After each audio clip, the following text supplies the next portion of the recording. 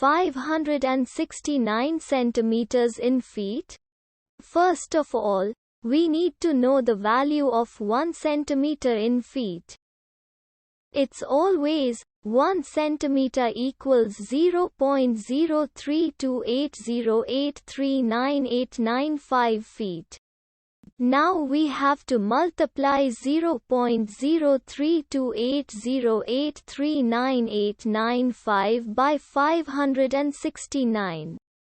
Therefore, 569 centimeters times 0.03280839895 feet equals 18.66797900255 feet. So, in other words, 569 centimeters equals 18.66797900255 feet. We hope you have enjoyed this video. Please like and subscribe to our channel for more videos like this.